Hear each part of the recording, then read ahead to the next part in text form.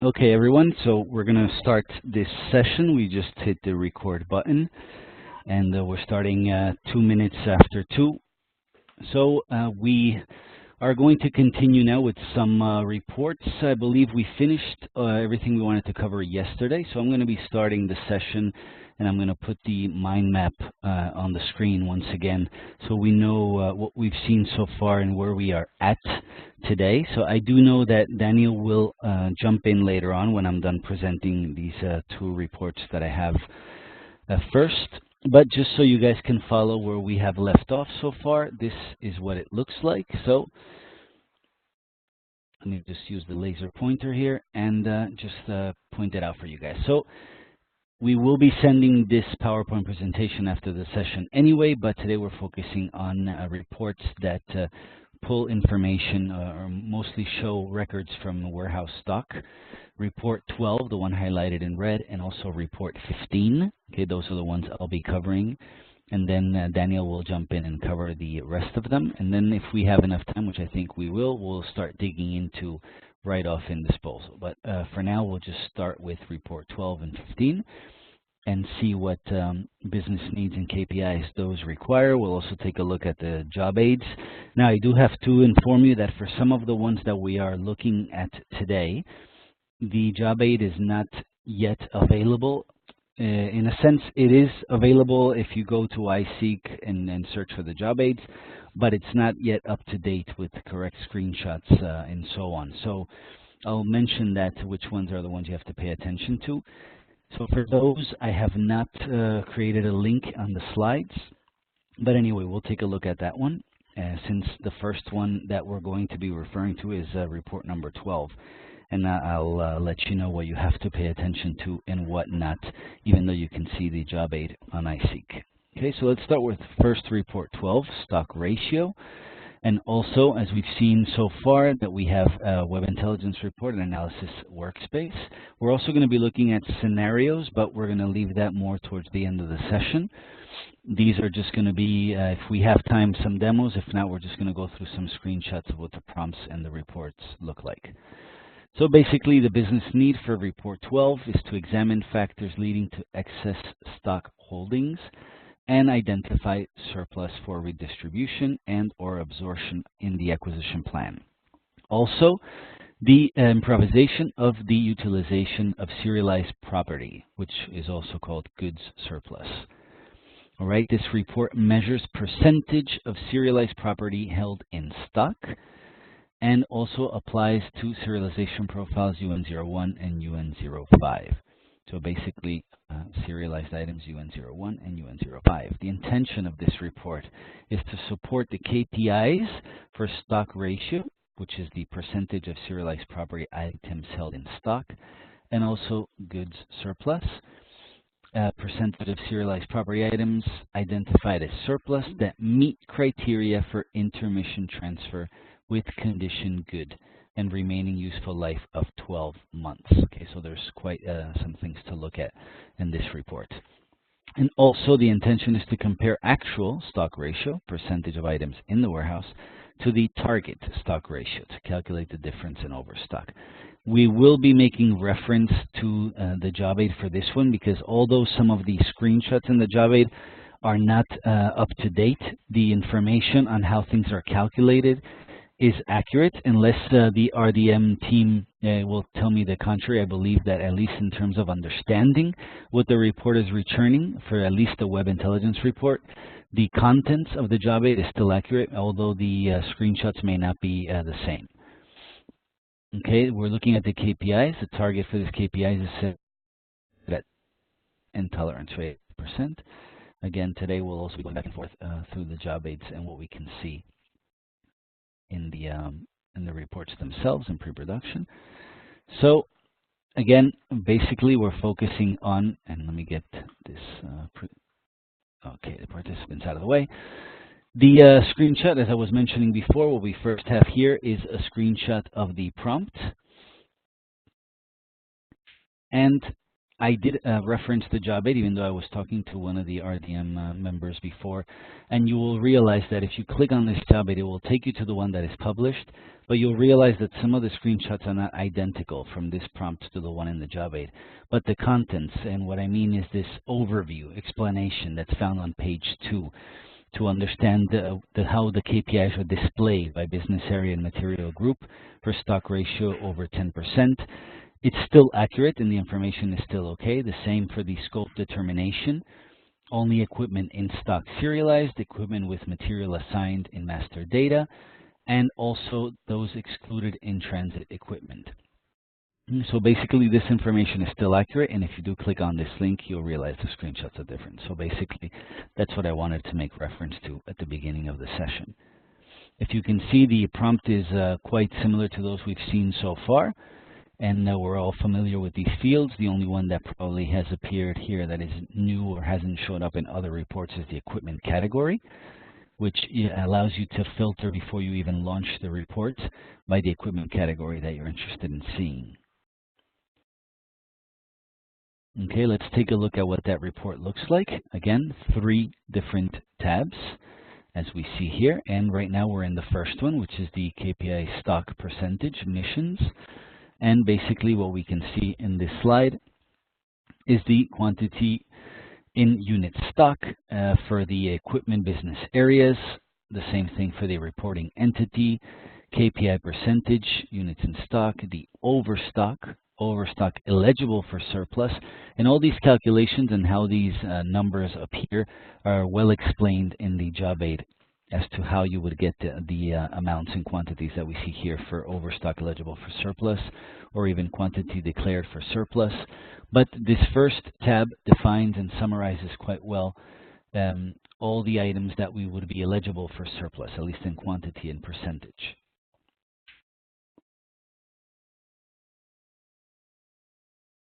All right, and here's what I'm referring to here. Again, we have a link to the job aid and an explanation on the layout of the report. Okay, for tab 1 that displays the KPIs by business area, tabs 2 and 3 that display KPIs by material group, and we'll see that in a bit. If you can see already in the tabs themselves, you have material groups here. And in the first one, what we're looking at is the business areas, and that's why the business areas are sort of leading this report. What I do want to go and take a look at is the columns total section explanation here in page 10 and 11 in this job aid. And let me just go quickly to the actual job aid here, and let's take a look at how these things are calculated.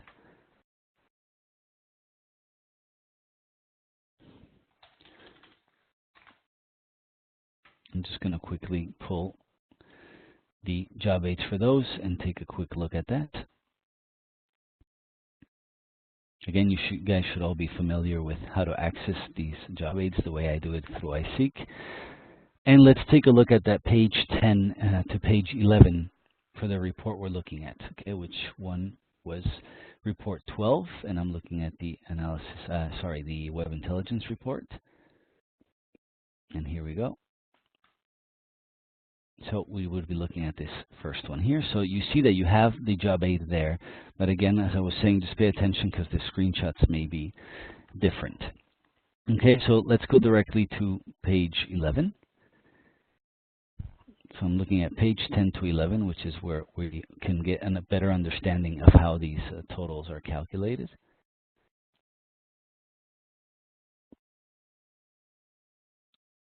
Okay, so here we go. Let's take a look at this section first. All right, the columns total sections, rows sections, and column sections, and the information that's in each one of them. Okay, so the columns total section displays the totals of the column section, displays as well some additional amounts linked to the calculations in the column sections, and what it means in terms of quantity, unit in stock, total number of units in stock. But let's go to the ones that we probably have a harder time understanding just by the definition or the name itself, KPI percentage. Okay, percentage of units in stock compared to total units. Okay, that one's quite simple. Then we have here percentage stock eligible for surplus. Okay, so anything that could be eligible for surplus based on what the system interprets should be eligible for surplus, which we have here, number of units in stock with current condition good and remaining useful life of 12 months. And then what's very important for us here is to look at this overstock, right, and understand the calculation behind that. It's the difference between the number of units in stock and the target units in stock. Okay, the target is calculated applying the percentage defined at material group level. And we have an example here. Also, you can see at the bottom, it would be the total units, 50, and the calculation of how we're getting the numbers in this report. So when we go back to our report and we look at these quantities, we understand how we get these numbers here for overstock, which is quite important. Okay, let's go back to our next tab for material group now. So this report, or the data in this report, is going to be led by material group description. All right, so this is what we're looking at and we're focusing on now. Again, the top section is sort of a summary of what we see at the bottom, and then here at the bottom is a breakdown by material group description.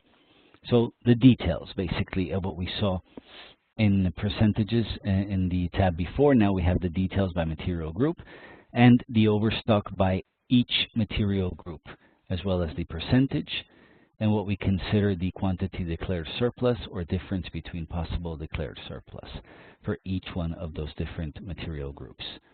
Again, if you have many pages to see in the Web Intelligence report, remember that you can also filter further.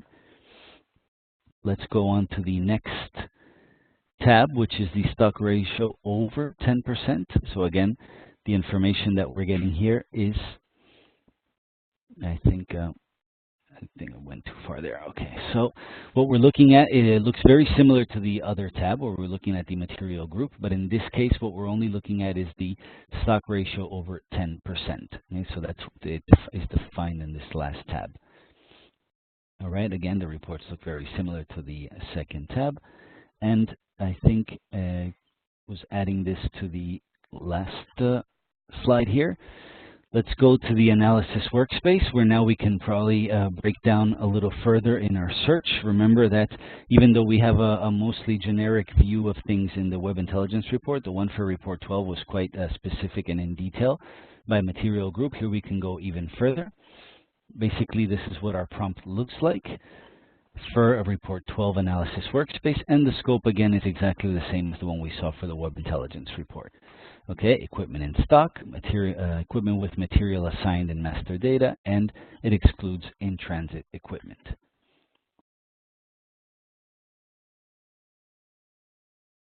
And let's take a quick look at what that would look like. Again, remember that you also have additional hidden prompts, always remember that, where you can specify even further the data that you want to extract from your report.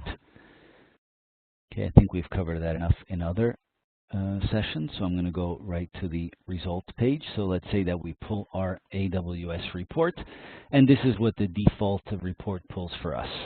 Okay, we basically have our measures here, which relate to quantity, quantity in stock, eligible for surplus, and depreciated value in US dollars, or declared surplus, and that referencing or referring to directly to the reporting entity and the business area, which of course, depending on the data you add in the prompt, you'll get more than one result. So this is your basic default look in what the report looks like once you've executed it. All right, so I'm going to move on now to the same report, but now something I was digging into a little more as I was working on this report before, but I'm just showing the screenshot just so that we don't take too long loading these reports, as we still have a lot to cover. Things we want you to focus on again, the measures, just so that you remember that what we're looking at in this report. We'll show here to our right, again, quantity, quantity in stock, and so on. And now you see in the rows, what I've added is a couple of objects that I consider are very useful for us to understand maybe why something is considered in surplus. Remember, one of the business needs for this report is to really understand, or try to understand, why we would have a large amount of surplus items in our stock. And sometimes it could be due to the status that this equipment has, whether it's system status or user status. and something that may call our attention. For example, here I decided to put the equipment system status and then the equipment user status back to back, and also see what type of material we had there, and understand in terms of quantity in stock, and what would be eligible for surplus. If you take a quick look at this result, where we start having some numbers that maybe would be interesting for us to look at, is for this group of materials that it has equipment system status in stock, in the warehouse, sorry, and then 3 different types of user status, actually 4, right? Some that maybe call our attention, like probably the one at the bottom here, assets, where we have 2 in quantity in stock, but then above that for supplies and equipment, 93 that the system considers eligible for surplus. So maybe this is what we want to focus on here when we pull a report like this one. Okay, so basically this is just a quick search that I performed just to look for something that may call our attention and then maybe dig in further. So personally, if what the business need is to understand the reasons behind the surplus for some items, maybe this is the column or field I would like to look at and dig in a bit further. Okay, so this is just really touching the surface of what this report can offer you for report 12. Okay, so I'll move on. Again, here I was just pointing out some things on the report, and I'll move on to report 15, but before that maybe we can take a look at some questions, if any. Hi, Brian. So far we have no questions. Well, some questions were related to the roles that some of our colleagues have not been granted BI 55, and they're a bit preoccupied of that. So we told them, to liaise with their SLOs, but and do not worry about the exercise. We can just sort it out. And I'm putting the links to the job aids as you are speaking, so they can just go in parallel as you are in the system, or with screenshots. They can just double check all those items at the same time. Besides that, I will answer some questions through the chat rather than here live, because we have plenty of things to do. Now, over to you. All right, thank you, Daniel. Perfect. So I'll move on. Now I'm on report 15, which is called Aging Stock. Again, 2 different types of reports, the Web Intelligence and Analysis Workspace. And let's take a look at the business need for this report, right? To improve utilization of the serialized property items, reduce waste, deterioration, and loss of items while in stock. Okay, very interesting report, just like the one before. To analyze what we were looking at report 12, to analyze the surplus maybe and do something with these items. A lot of the items are just sitting in our warehouse and deteriorating, also becoming waste or just disappearing. So these reports will help us understand what we can do with these items and how many we have actually in our stock. Okay, this report measures percentage of serialized property items held in stock for more than 6 months. Okay, so this is quite important, for more than 6 months. Applies to serialization profile UN01 and UN05, and it's measured in percentage. Okay, the intention is to provide KPI percentage of equipment items held in stock for more than 6 months and improve its utilization. Okay, reduce the waste, deterioration, and loss. Also provides a calculated result based on equipment in stock, ESTO, at the report date and business area selected, and performs aging calculations. All right, KPI is set at 50% and tolerance rate at 5%.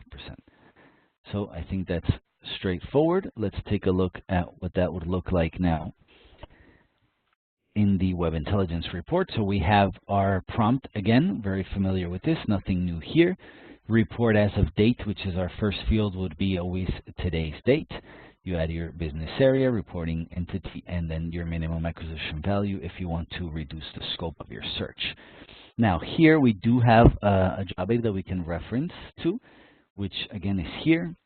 And what I believe is mainly important is to know firsthand what we're going to be getting, what this report is giving us, and what's the limitations of this report. So the scope determination is always important to look at. Only include items in stock as of report as of date. Okay, report as of date is what you're selecting here at the top, which is usually today's date.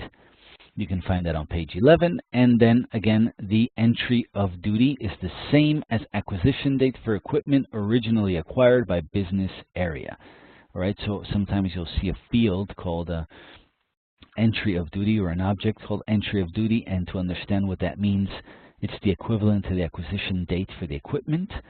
Or if equipment was transferred from another business area, then the EOD date is the date it was transferred to current owner. Okay, that again very well explained on page 11 of this job aid, and we can go there if we need to, but I think for now I'm just going to move on to check the result of this report and see what this report looks like.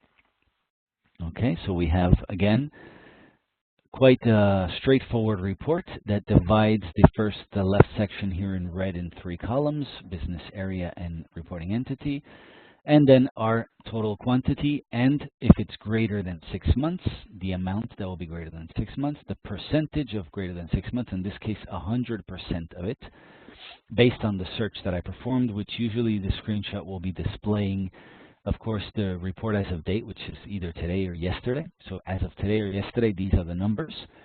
Quantity equal or less to 6 months, none. If you see here, 0. And then quantity between 7 and 12 months, we start breaking it down, and even more than 12 months here. So what's very interesting from this screenshot is if we go back to our first screen, which was this one here, and sorry, went too quick there. We have our KPIs, right? Remember, so target KPI is set at 50% and tolerance rate at 5%. And remember, the percentage of serialized property items held in stock over 6 months. So if I take a look at the screenshot after I pull this prompt, I would be able to right away understand if there's a problem I need to be looking at based on these results or not. In a sense, what we have less than 6 months is nothing, but over 6 months is almost all the items I have in stock. Okay, so this is definitely something worth looking into. Okay, we also, on page 10 of this job aid, and we can take a quick look at it, you'll understand the calculations that this report will offer. So how does this report come up with these numbers? Well, on page 10 of the job, you have your calculation details, and I put a small screenshot of what that page looks like. We can go through it if we think we have enough time to just take a quick look at it. All right, but before that, let's just take a look at what the analysis workspace looks like. Sorry, I think at the top I still left the Web Intelligence icon. I'll just change that later.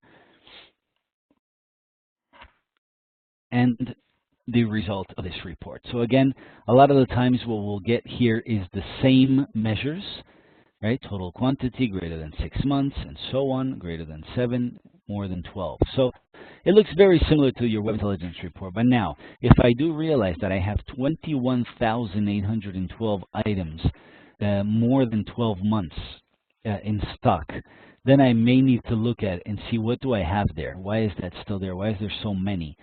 Okay, or why is there maybe one asset right at the top here? We see one asset here still in stock. So I want to start digging into that, and this is where the analysis workspace report really works wonders. So you can definitely just select one row, especially the one with all these numbers here, with this large quantity, and just dig into that one and understand maybe by material group what those items are, and maybe then start digging into the user status, system status, and understand what's going on with these items and what these items are. Okay, and maybe that can help us understand how to solve the issue as well. But these are things we have to be looking into, especially if we want to meet the KPIs. And based on what I've seen here in the screenshot, we are not meeting them for the data that I added in the prompt here. Okay, so here just a quick look at the measures and some information that will also help you understand the report.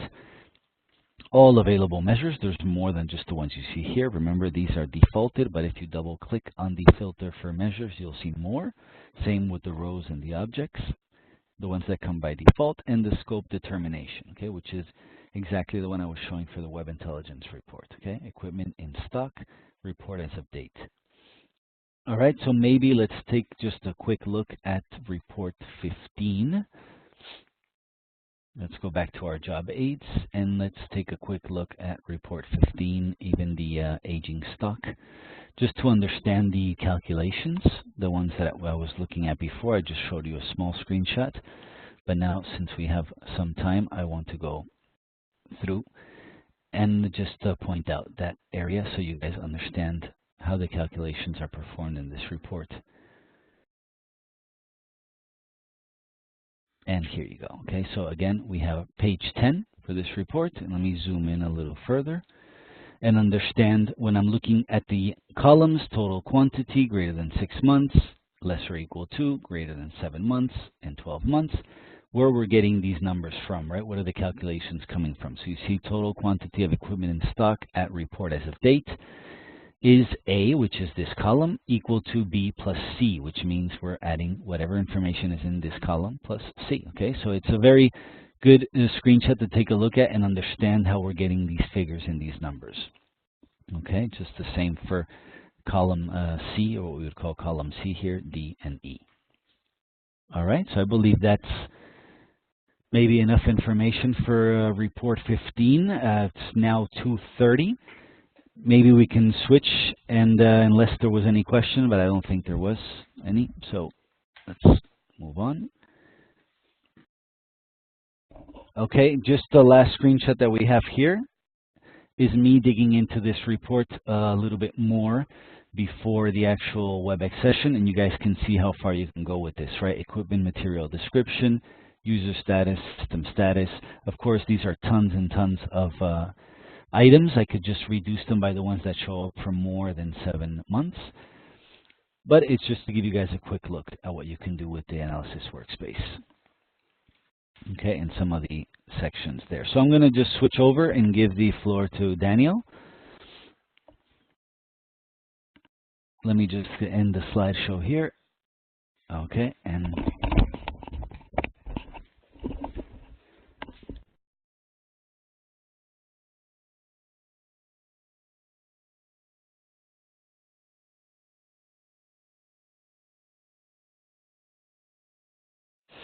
All right, thank you very much, Brian. So let me just take the other presentation, day 4. All right.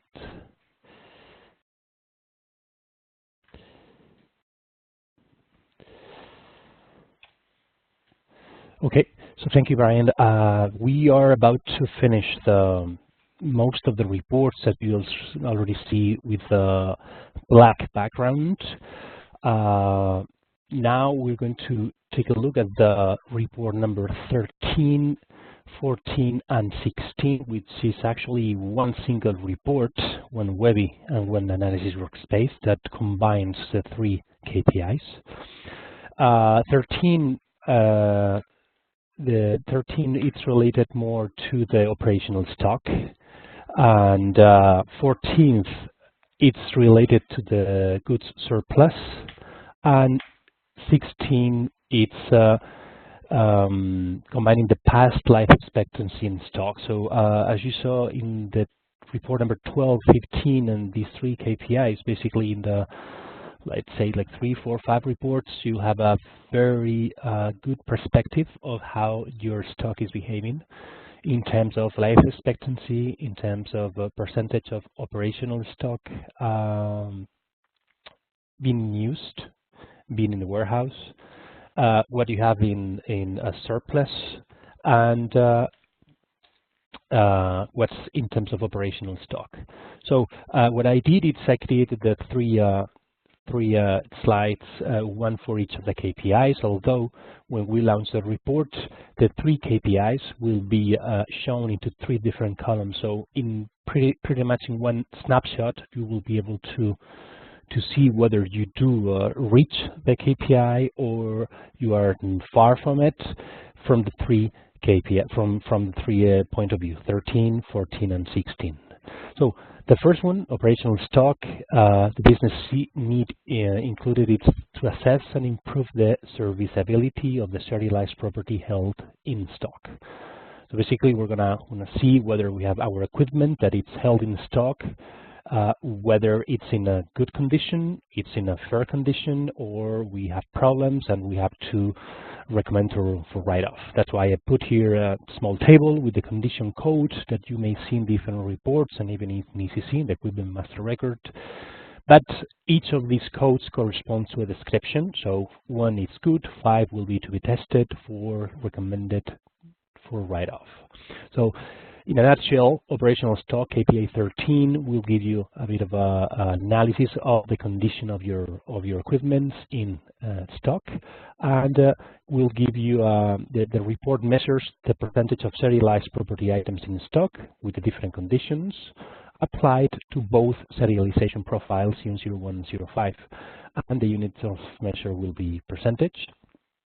Target for this KPI is 100% with a small tolerance rate of 5%. Makes sense, KPI, we want to have all our stock fully operational. That's why if we do not have it, we will have to ask ourselves why, and digging on the answers on the situation on why our stock is not so visible, because that's of really paramount importance if we want to start issuing out from our inventory and our warehouse, equipment and materials that are in good condition. So that will be for KPI 13. 14, it's only devoted in good surplus.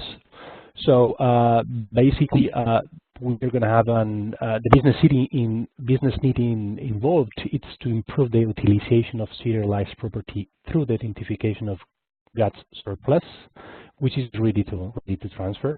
So once we have tagged this goods surplus and they're ready to transfer, we will be able to proceed with our STO process and transport all the materials in surplus conditions. But the surplus code will be yes or no. Here, this is the code that you will see in the Equipment Master Record as well in some of the reports. So that's why we put here this table for you to understand that sometimes you see yes or no or why and then, and you wonder why. In this particular case, yes, it's a description is yes, it's surplus. No, it's not surplus. This report, let me decline this. Okay, this report is going to measure the percentage of our property items identified as surplus that meet criteria for intermission transfer. As you already know, as per policy, from the system point of view, we cannot transfer any equipment or material that is not in good condition. So at least we shouldn't do it. That's why we are going to identify what is in surplus and which condition they have in order to do the STO. So the target for this KPI, again, is 100% with a tolerance rate of 10%. So at the end of the day, regardless whether our equipment and property is surplus or it's regular operational stock, we want that stock in the best conditions possible. So ready to be used or ready to be transferred to another mission. So KPI 16, that's the last one before we go to the system.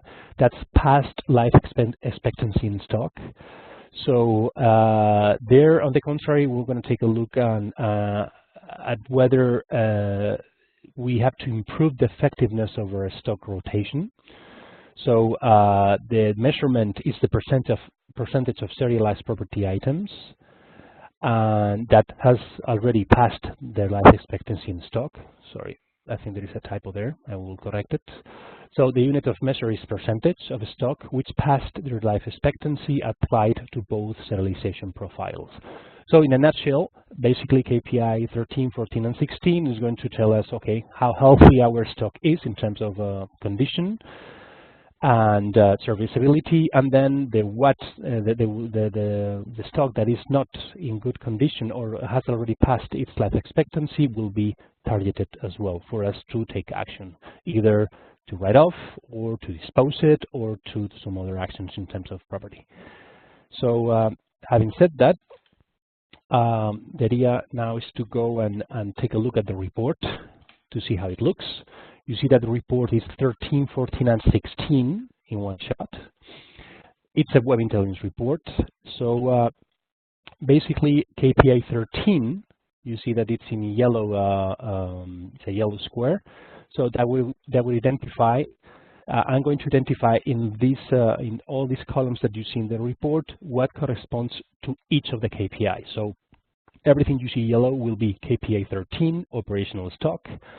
This is the column that will identify our KPI, whether we are reaching or we are okay in terms of target for our KPI in operational stock by business area. But what I did is I launched a report by several business areas, a reporting entities, and I see quantity and value of our operational stock, and then a breakdown of different items that actually are going to correspond to the KPIs that we're going to assess. So the first one, KPI 13, will be in this column, and how it's calculated. Well, basically, I'm going to use this item, which is the quantity operational in stock, and I'm going to divide it by our units in stock.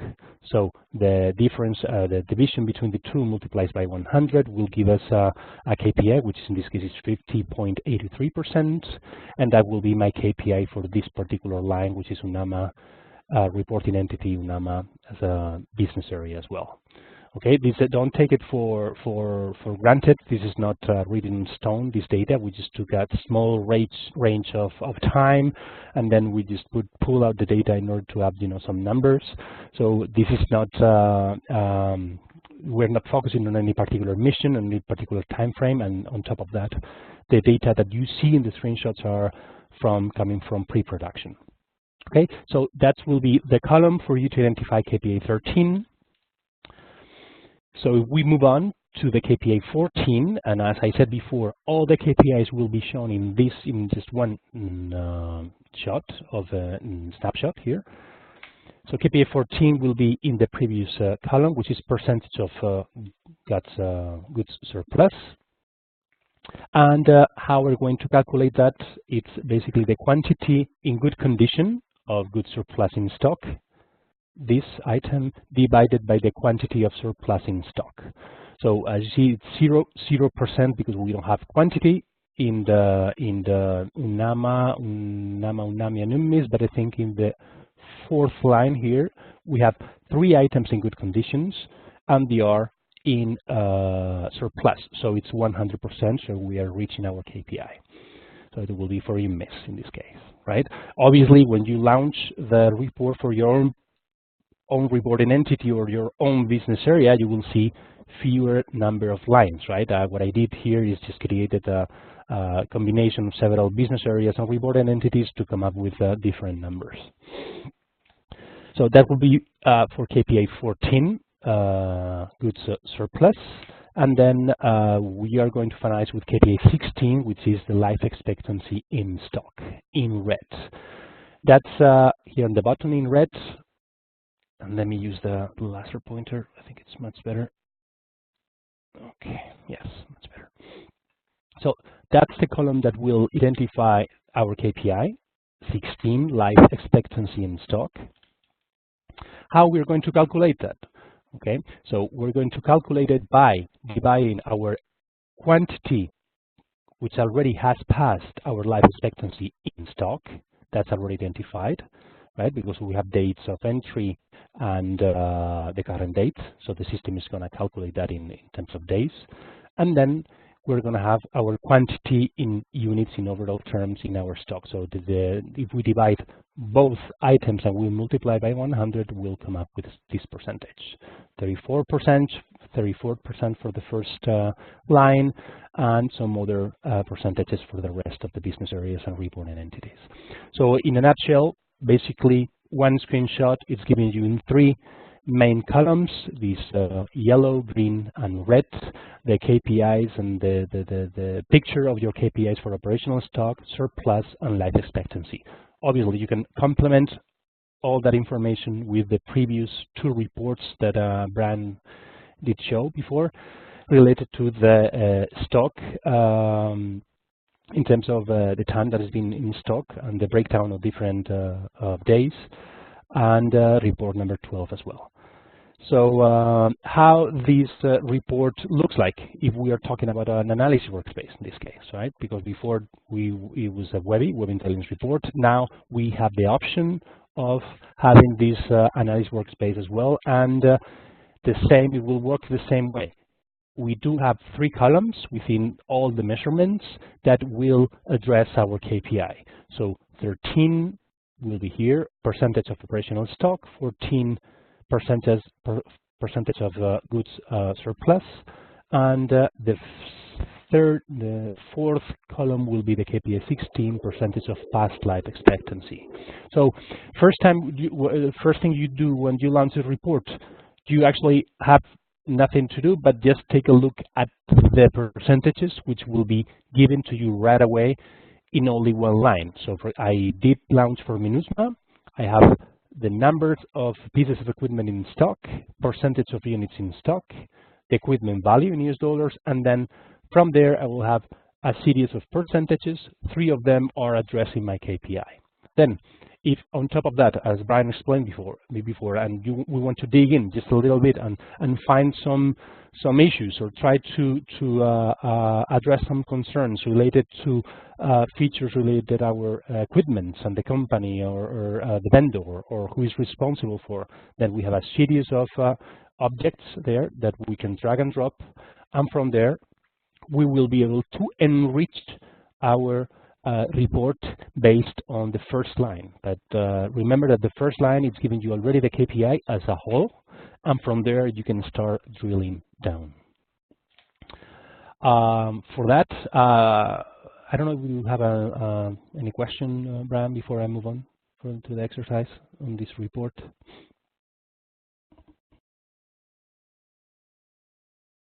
Actually, we just got one in about past life expectancy in stock. Can it be extracted for assets only or both of them?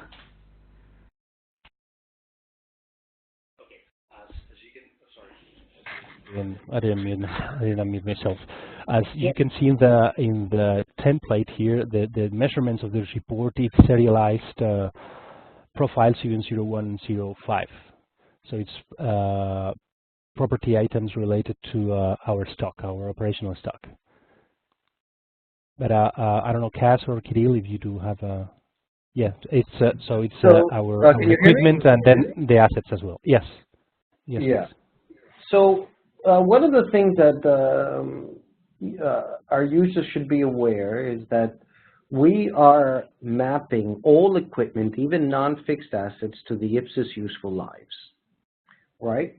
I believe we have that in the equipment job aid. We have a breakdown of the different depreciations, like what we refer to as the operational, and also the IPSIS ones. But we do that through the material group of the item.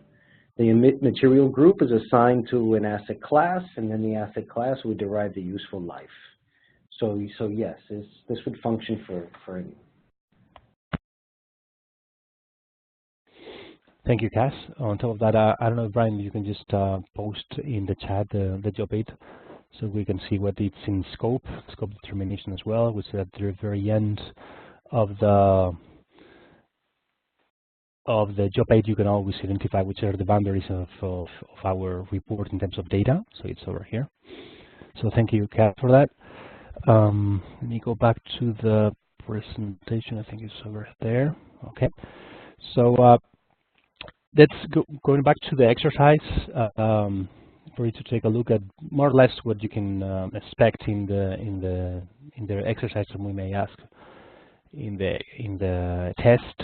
It's in this case, it's just to do an analysis of the 3 KPIs based on equipment cost center in MINUSMA. And we're going to use an analysis workspace. Second question will be for the cost center with the highest KPI 14, with the highest, let's say, in terms of goods surplus, how we're going to analyze our equipment type, which equipment types comply with KPI 14, and we have to give a serial number on the equipment in good condition in surplus as well. So basically, as we saw before, once you launch the analysis workspace, automatically you'll see in just one line what's your KPI for the three reports, 13, 14, and 16. In this case, what I did, it's I filtered, that's why you see these measures here with this filter, only by KPI 14.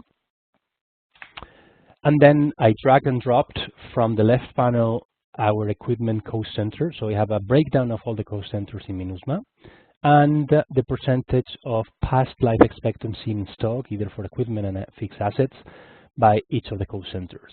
But then I have percentage of goods surplus and operational stock. So I did filter only by those three KPIs and then dragged and drop only cost centers related to our plant. So it's very easy, just a matter of drag and drop one object and then filtering three columns.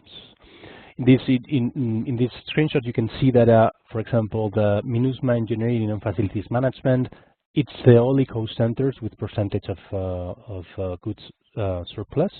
The others they don't have, and we have a breakdown of different percentages of the items which have passed the life expectancy in the first column and what's operational on the third column as well. You see a bit of a difference between, for example, MINUSMA Aviation, which is 100%, and some other cost centers like with 0%, or excuse me, aquí MINUSMA Supply Chain Management at the very end, 48%.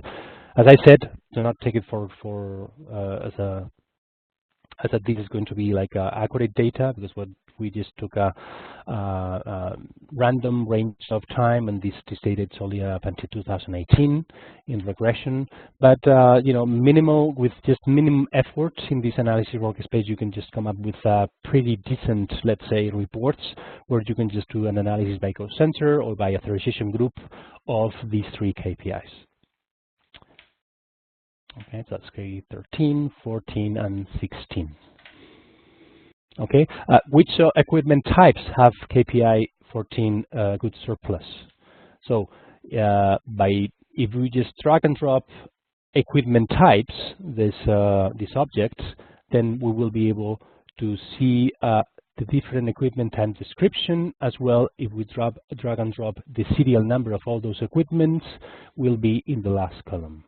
So we can see which equipment types have KPI 14 goods surplus. So you see all the breakdown of the different serial numbers already tagged as goods surplus, all of this. And this is its equipment type description. We have power generation, we have 5 network equipment, and we have here, 5 network equipment as well. And that will be our KPI 14.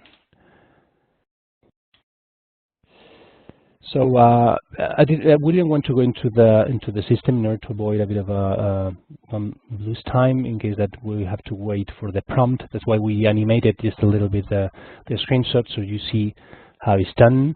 But most importantly, instead of going through the different navigation features, much better we think it's to go directly into the reflection of our actions into the system, which is by dragging and dropping several objects, how the report looks like. Related to the analysis workspace, and obviously for the web intelligence reports, you can always go to the filter and identify a bit of a granularity based on the filtering options that you have in each of the other web intelligence reports. So that's related to that was actually our last 3 KPIs for the warehouse stock records. These ones we already covered. Out of the 4 basic lines that you can see, 3 of them. Now we're going to move on to the accident incident reports, which actually is not a real priority now for the business, let's say, but these reports are available, and we believe that may be useful for you. But we're not going to dedicate a lot of time on that because we really want to devote the pending time that we have in our sessions to the write-off and disposal processes. So, do we have any question, Brian, before I move on? No? No further questions, at least not through the chat. No one has had any other question besides the last one. That's it. If you want, before jumping into these, since we're 10 minutes from the break, we could launch maybe 2 polling questions that I have ready there, unless you want to jump into this one already. No, I think it's perfect timing, so we can just launch them. So yeah, I'm going to just launch them quickly, and then we'll take 2 polling questions, maybe 2 minutes each to answer, and then we'll take our typical 5-minute break, and when we come back, we can go in directly with that. Okay. Okay. Let me just see if I can do it from this one.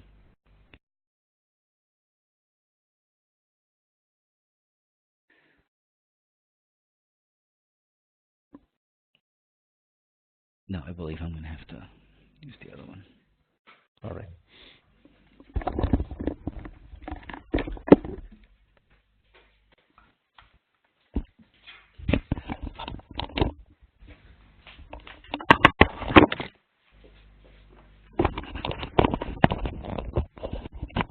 Okay, everyone. So let's see if we can launch this these polling questions from here. On this side, yeah, there you go. Okay, let me not share that on the screen.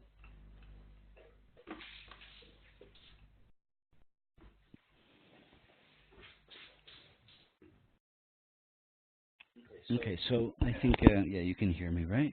All right, so we're going to launch 2 questions, one for report to 12 and one related to report 15. The 2 ones that we've seen before we jumped into these last ones, and see if you guys can figure out the correct answers for these polling questions. All right, so I'll launch the first one first, and I'll give you guys 2 minutes per question. All right, so I'm launching the first one.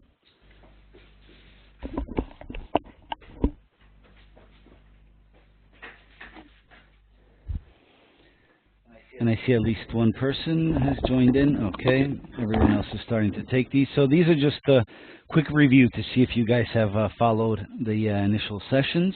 Again, remember, some of the formatting of these questions is going to be very similar to what we're going to be asking in the final assessment. Not exactly the same question, but something similar to see if you understand what each report measures, what are the KPIs, what you can find in each one of them, and so on. All right, so far we have at least 12 participants in progress, but still 65 have not started. So guys, come on, you have 1 minute and 15 seconds to answer this question.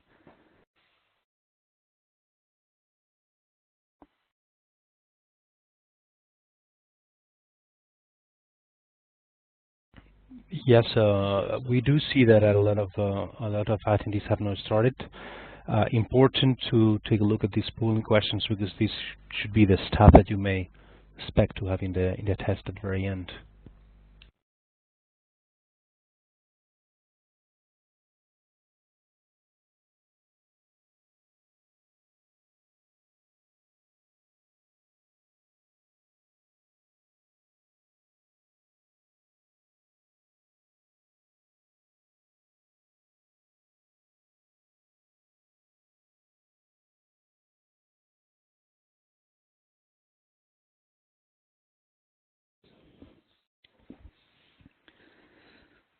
Okay, so at 15 seconds to the end, at least 42 of you have responded correctly, 9 not so correctly, or maybe we can say now 13 right now.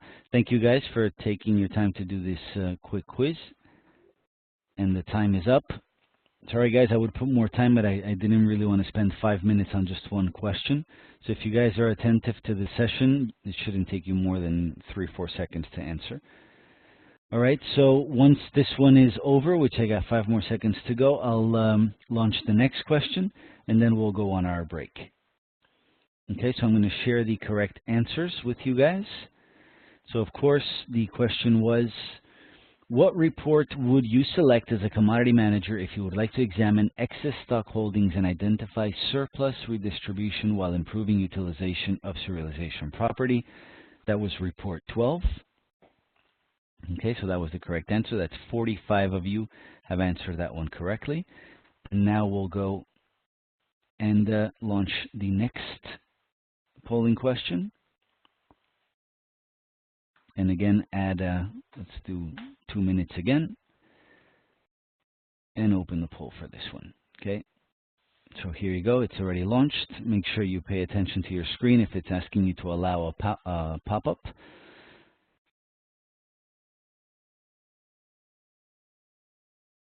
Nobody yet.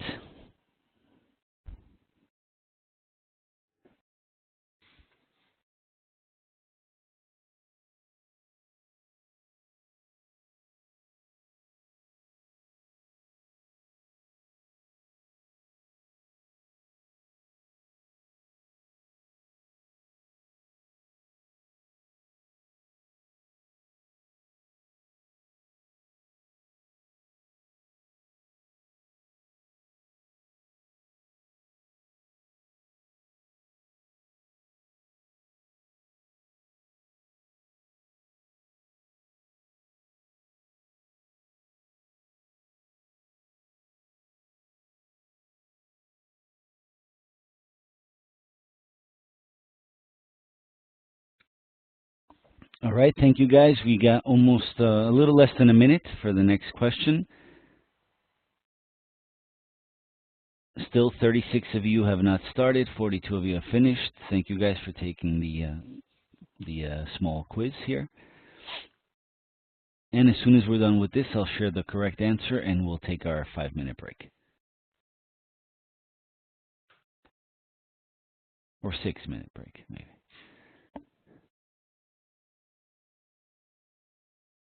Okay, we are spoiling ourselves, Brian.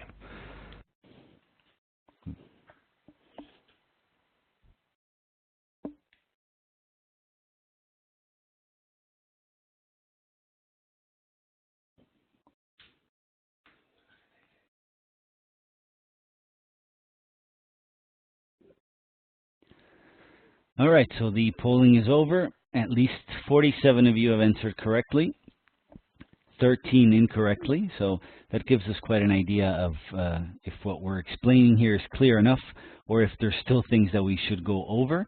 I think that I know it's only a quick look at the WebEx session is sometimes not enough to just know the correct answer to these questions, but here I'm sharing the correct answers with you guys now. So if by any chance you didn't get the answer correctly, this is just an indicator that you should just review the presentations, maybe even watch the video before you take the assessment. Okay, the exercises will also be very helpful.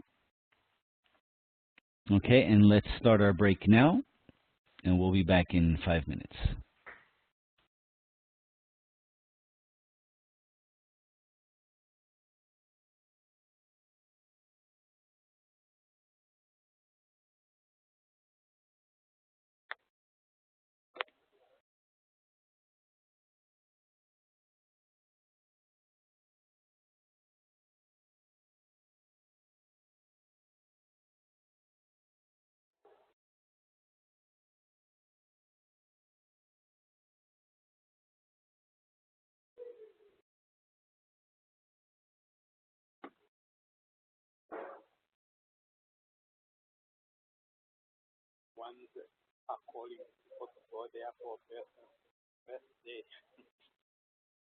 Yes, you have not seen the email from,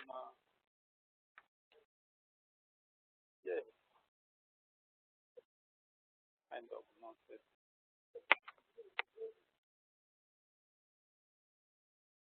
Then ask it to go to attend. So what is the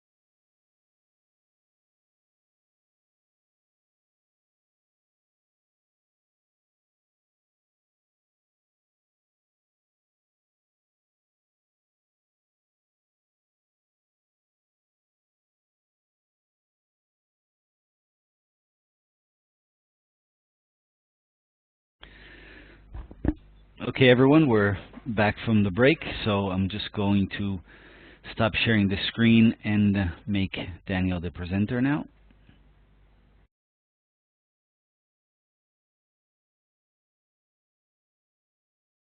If my mouse allows me to do it.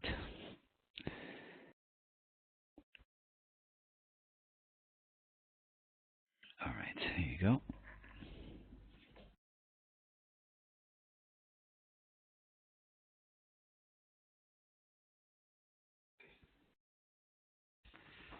Okay, welcome back. The break, do you hear me well, right? Yes, okay, thank you. So we decided before we move on to the accident reports and follow-on processes, like write-off and disposal, and just foreseen that you may have questions for the exercise, we decided to present to you the exercise that we will send to you later on, for you to do before April 12th, before not this Friday, but the following. So I'm going to share with you the scenario, if I may here. Okay, the first exercise that out of two exercises that you're supposed to do, it's related to equipment analysis. Okay, you will receive a document like this and a scenario. Okay, we will not go like deep on the scenario right now, but it will be just a matter of responding to several questions. We put here screenshots because we want you to go into the system, take a screenshot, and that screenshot you will paste it under the question. It will be a Word document, so don't worry, you will be able to edit it. But for example, and just for the sake of clarity, first scenario is related to the PCIU unit in UNISFA. Is carrying out an exercise with the objective of understanding the situation of all equipment in the mission in UNISFA that is responsible for as reporting entity, and as at April 4th, 2019, right? So that first thing is like in the prompt, you will be challenged to identify which master data element use. Okay, we will not tell you, but the hint here is to come up with the equipment to which UNISFA is responsible for as reporting entity, not as business area. Okay, you know that UNISFA's reporting entity may have several business areas under its responsibility or not, that we don't know. So you have several actions to take in the prompt in order to come up with the exercise. So there is a note here in red font. For each question, note the B8 report you have used in order to provide your answer. So the first question here will be the total value in US dollar and quantity of all of the equipment in UNISFA's reporting entity. So value and quantity of all the equipments, how many thousands of equipments you can find. So you will have to take a screenshot of the report and the answer. And you will have to tell us which report you have used. Second question, number of pieces of equipment under a business area other than UNISFA, with a screenshot, and so on and so forth. First scenario, it's basically focusing on high-level information in terms of equipment, what equipment is in stock, what equipment is in use, equipment that have exceeded life expectancy. Remember that we just covered that part. Number of pieces of equipment in good condition and surplus as well. If you do have more than a way to come up with the answer, please feel free to enrich your answer. So we acknowledge that, and we will be able to fully understand that you grasped the concepts. And just for the sake of clarity and just be all relaxed, we are not going to assess thoroughly your answers, meaning that if for whatever reason the equipment in stock in UNISFA's reporting entity is not the answer and the number that you came up with, do not worry, we are not going to penalize that. We just want you to go into the system and start working on the reports. For doing that, in order for to witness that you are doing that, we need the screenshots, and we need a proof that you are at least, giving a try to this exercise. So once we finish with all these, we believe it's quite straightforward questions, right? That you may take, I don't know, 10, 15 minutes, depending on the bandwidth in your mission. We'll have another scenario. And here we're going to focus on the equipment in write-off status.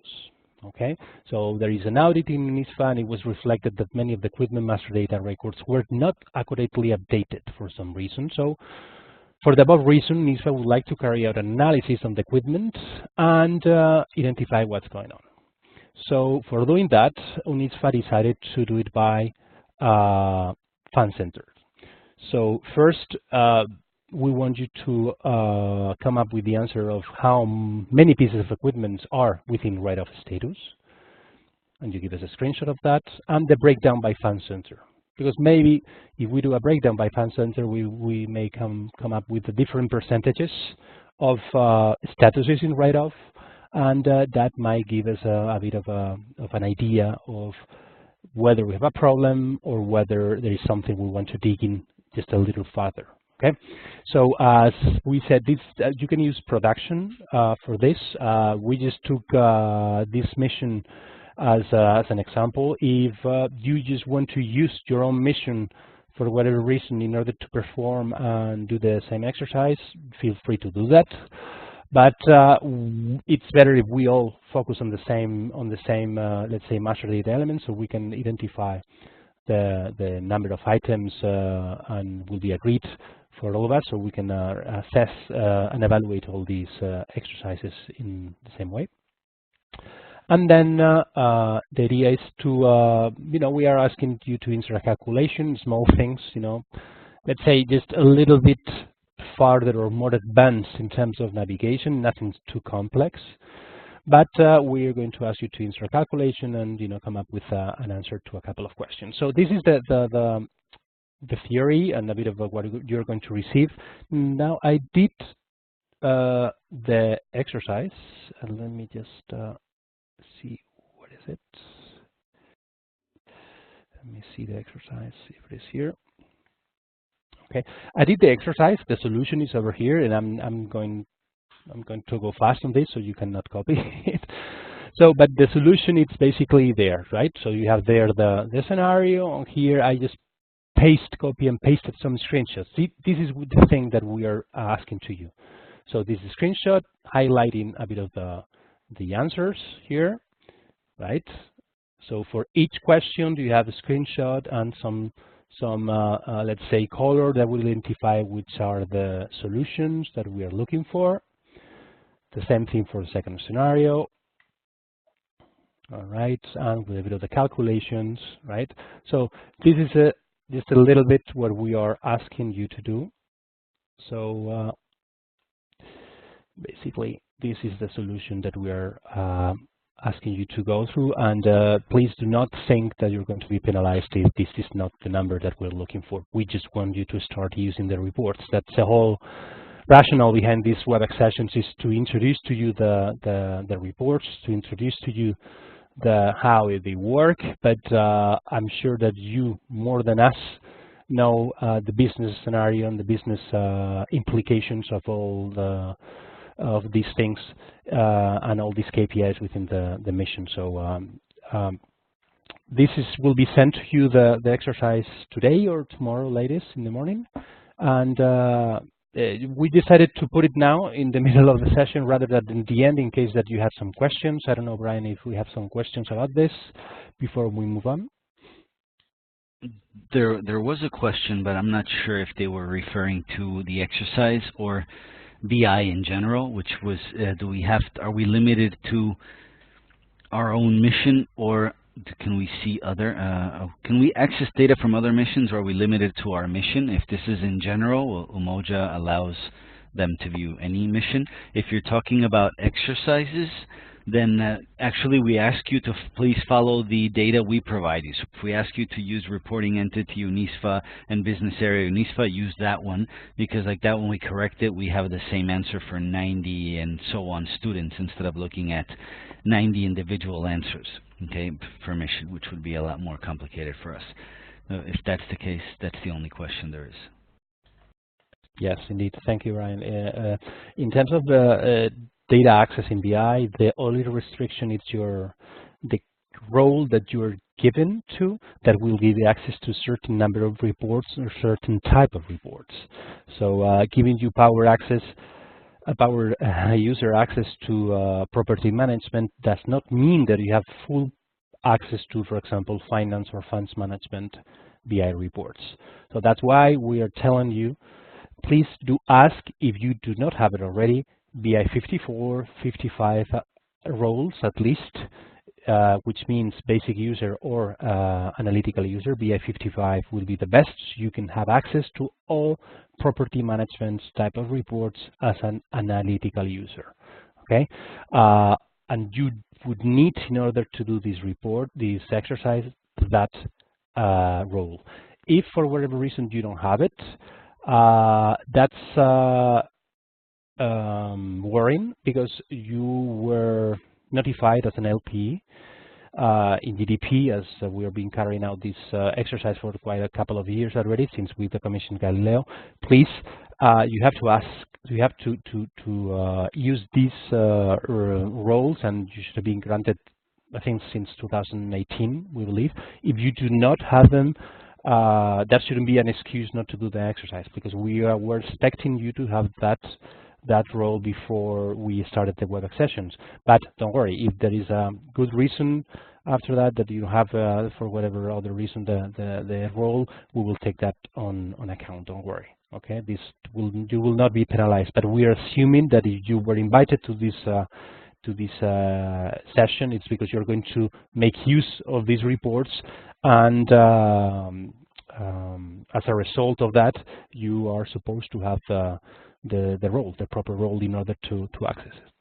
So I will leave it there. I believe that you will do the same thing, Brian, right, when you launch the second exercise on write-off and disposal. Okay, so let's move on if we don't have any other question.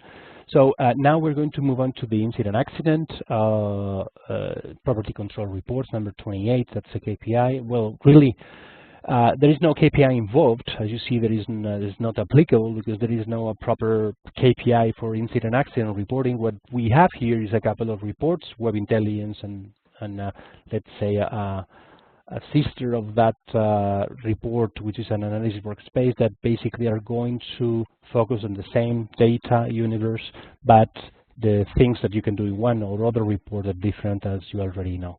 So what the business needs? Well, it's intended to report all vehicles involved in an incident or an accident that unfortunately we do have a lot of cases in the missions. So we have the possibility of identify by each of those accidents or incidents a detailed description of the case, in order to be able to perform monthly review and determine next steps, which are claims, define responsibility, and give maintenance to those assets or equipment that were damaged after the accident. So scope determination, obviously, all incident accidents are let's say tagged initially by a notification, which it's a very important document in terms of system for SAP, that will start triggering different business processes, like maintenance, like write-off processes, like, for example, reporting an incident and accident. So we do have several types of excuse me, yeah, thank you, Ryan. We do have several types of notification types. In these particular ones, for incident accidents, we're going to focus on set A, which are the ones devoted only for accident and incident. The notification data is enhanced with the related equipment, the fleet, all master data elements and information coming from the notification.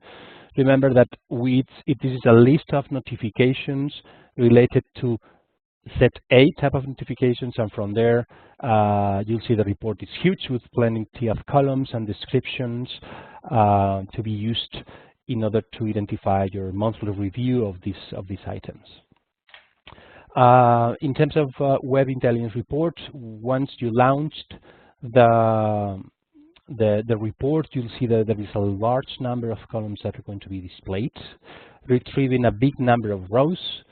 That's why the report may return impartial results. This is coming actually from the job aid, so it's kind of a bit of a disclaimer, because in that case, it is advisable to limit the number of business areas or the time frame, meaning that it wouldn't be advisable to put in the initial prompt 15 different business areas, because as the data, the granularity of the data is huge with so many different columns.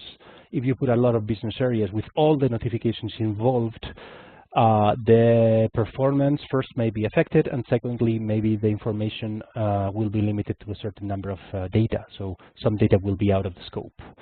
So please do focus on, let's say, one particular business area or reported entity, and from there, if you want to report on more other items, please launch some other reports. That's basically the disclaimer that you can read in the upper part of the slide.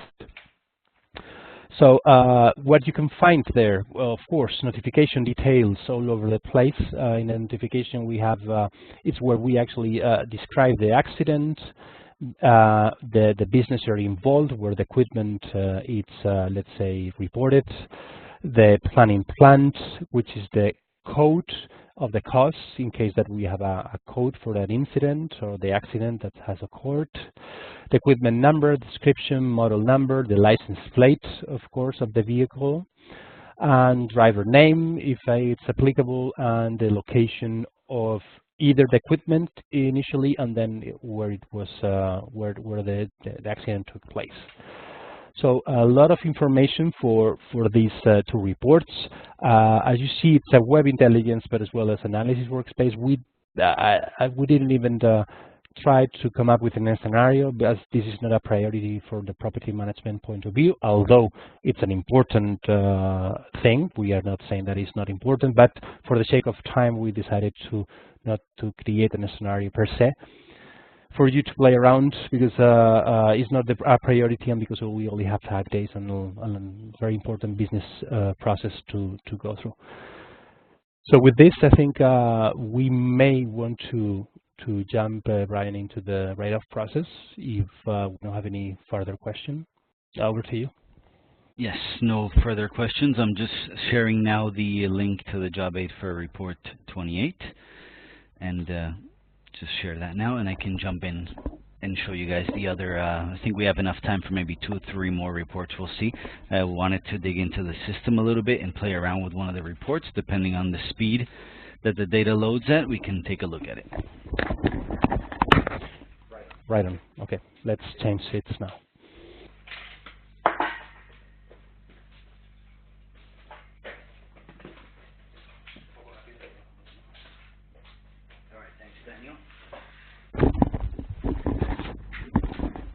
Okay, so now we have on screen, we should be able to see the mind map.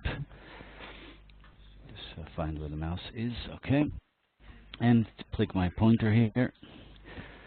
All right, so basically, I think we'll have enough time to go over today report 6 and 8. The idea was to just go over some of the slides like we usually do, and also go into the system, because I have 2 scenarios for these reports that maybe we can play around with if we have enough time. It all depends on the speed of the reports and how they load. And for tomorrow, cover the rest of these. So we'll see, based on time, if we can do those 2, maybe more. So I'm going to just move on now to show you guys the business needs and KPIs of report 6. Okay, so first of all, report 6, write-off backlog for P&E. Again, 2 different types of reports. We have intelligence and analysis workspace. So the net book value of P&E items undergoing, which means submitted for write-off and not yet derecognized, which also means awaiting approval by the property management delegee for a period longer than 30 days. Okay, so very important here, data 30 days, and the time it takes, or the percentage, sorry, of the net book value percentage for P&E items undergoing write-off. So the time it was submitted for write-off, and the awaiting approval time over 30 days. So we're looking at the net book value, all right? We're measuring the percentage net book value and not the amount of days for this one. Okay, we'll see when we look at the report what I'm saying with that. Also, that the percentage of the net book value is expressed, of course, here in percentage of all P&E items undergoing disposal write-off.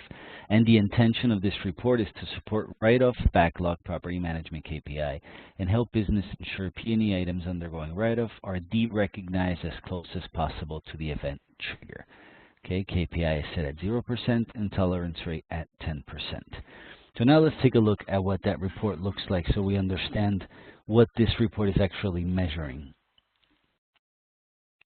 Again, we have our very simple prompt with our required fields in red here and the optional fields in green. The reporting date, okay, and the page 5 of the job aid to calculate number of days since write-off initiated, so you have an idea of what you're telling the report or the system when you're adding a reporting date. You're telling it to calculate number of days since write-off initiated. So let's say if we click on it today, the system will give you back the amount of days since write-off was initiated up until today. Okay, so if something is still pending, it'll show up as of today, still pending, adding all the days since the write-off was first triggered. Okay, and we also have just some very quick information. Again, I'm adding here a small help here only for AWS, which means that the job aid you're going to look at here is only for the analysis workspace. So far, I haven't seen the one for the web intelligence report. Yeah, I think they just published, and I put them in the chat, both of them, AWS and web intelligence. All right, perfect. Okay, great. So then you guys can just, I could change this before we send out this presentation. And now just add the correct link for this one. Okay, but basically the information here is the same. What's interesting to know here is the optional field here, select pound for posted depreciation and keep blank for planned. Just a small explanation as to display net book value considering planned or posted depreciation. So the net book value percentage, which is what this report measures, is also limited by what you add in the prompt. So if you click or select the pound sign, which is the one I'm going over the red pen now, it's you're telling the system that you only want the net book values for posted depreciation, and only posted depreciation for assets will be used. And if you leave blank, both posted and planned depreciation of assets in order to determine a net book value. So of course you could always select both to view them both. You can just select one for posted or leave the one for planned. Okay, whatever it is you want to pull data on. Okay, and let's take a quick look at the summary tab. There are two tabs in this report. The first one is the summary tab, which of course shows you a summary of the business area you selected and the amount of assets over 30 days, which in this case is 2. So 100% percentage of days, and it starts breaking it down into capitalized value, the net book value, assets under 30 days, as we see here, are none, capitalized value under 30 days, none, and the assets, again, sum of capitalized value and sum of net book value. So this is a pretty straightforward report. And the information it provides, again, something quite important is to understand the scope determination of this report. So what are we looking at here? We're looking at all the information shown in this report is extracted from ECC Finance Fixed Assets Module Transaction and enhanced with equipment data. Okay, very important to understand what we're looking at. The initiative for write-off date is calculated from the date the equipment changed the user status to write-off in process. Okay, so two very critical pieces of information here in the scope determination. One is to understand what we're looking at. So what information? The data is ECC Finance Fixed Asset Module Transaction and enhanced with equipment data. And also we're looking at the time and date since the status of the equipment was changed to write-off in process. So until it was not changed to write-off, you will not see the calculation made, which makes, of course, all the sense in the world. Okay, let's move on now to the Detail tab, which does exactly that. It shows us in detail those two pieces of equipment that showed as percentage still pending write-off. All right, and a breakdown of the asset description, number, cost center, serial number, the Ipsos class, subclass, and then again, once more, we have the initiated write-off date, the days since write-off is initiated, and the capitalized value and net book value. So we see here, if you look all the way to the right, and it may be small, but I'll read it out for you. Days since write-off initiated is 411 days. So somehow I believe this one is not meeting the KPIs, and the same thing with the second one, 420 days since write-off initiated. So of course, here we have enough information to go looking and see what happened with this asset. Or if not, we can always just jump into the analysis workspace and understand a little more, maybe, if we want to investigate what could be going on with these two pieces of equipment. Okay, and that will be our next screen here, the analysis workspace with our prompt, very similar to the one before, allowing us to add the fiscal year period, which shows here where we'd add it, the required field reporting date as of today, and of course the optional fields again, the pound for posted and blank for planned depreciation, business area. So very similar to the prompt that we were looking at before. No need to spend more time on that. Just quickly, a reference to what we will see in this report once we launch it. This is one of these few analysis workspaces that once you launch it, it's almost all the work is done for you. Basically, if you see in this screenshot here, we have our key figures. And in the rows section, we already have the information that we're going to be looking at, right? Or the key information we need to answer the questions of the business needs and the KPIs. You see all the rows we have here, all the objects under the rows are already there when you launch your report. You don't even have to drag them here. And the report looks like such once you execute it without doing nothing more than just filling in the prompts. We have information that is very similar to the detail tab in the Web Intelligence report, almost exactly the same. And we can play around with it a little more in terms of understanding maybe if we want to know when was the end date for this. But basically, this is what your report would look like. And we can play around with that one later on in one of the scenarios and see maybe how many pieces of equipment are way beyond the write-off KPI. Just taking a look at in terms of write-off and disposal, we are going to take a look at times, right? Time is very, very important. So please, it's not irrelevant when you put the dates of the write-off initiation. Then in the master record, it's very, very important because that's going to start triggering not only the business process itself in the master data equipment record, but down the road, the business process itself and the KPI eventually that you'll see reflected in these reports. So that's very, very important. Exactly. Thanks, Daniel, for making reference to that. So like I was showing on the slide before, it's whatever triggers this write-off initiation, right? So it's the time between it being triggered and the write-off being approved. And of course, if this one is beyond the 400, I think there's somebody raised their hand when we hear that beep. Okay, so yeah, just look for the icon and we'll see who it is if they want to speak up. All right, so we have this these two items here. Okay, so maybe let's unmute Wael and see what he has to come up with. Yeah, hi Brian, hi Daniel. Hello, Wael, nice to hear you. Hey, Wael. Just I have a question, I sent it in the chat privately. It's very important to have an idea of the write-off. We know that the KPI starts from the initiation of changing the status to write-off, then the KPI starts. But there is an issue now with the write-off. The notification is very important. We noticed that some sections are putting the notification like as P, which is for service, not as PW, but at the same time are changing the status to write-off.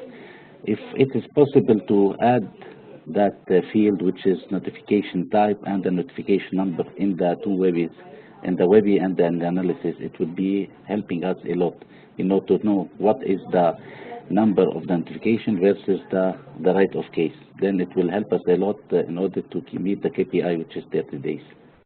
Thanks. Thanks, Well. Thanks for the question. Yes, definitely. We're just starting with this report, but eventually, as we move on, you'll see, especially the analysis workspace. Okay, it's not breaking. It's okay. The analysis workspace that we're going to be looking at later on will have that breakdown, right? You'll be able to see the notification number and the date that the notification was created, what status of this notification it's under. So all these things you're requesting, there's reports for that, and we're going to get to that very quickly. If we can't get to that one today, we'll definitely see it tomorrow, but I think we can make it to today, okay? So that question, thank you for it, very valid. And I'll show you the either the Web Intelligence report or the analysis workspace we have. Thanks, Well. Okay, so I'll continue now with the next report we wanted to cover, which is report 8, which is the duration of the write-off process. So remember the report I was showing before, report 6, was mainly measuring the percentage of net book value, right, of items being written off, okay, and the time it takes above 30 days since write-off is set to approval. But this one, in this case, is assessing the time needed to process write-offs and how this influences the write-off and disposal process.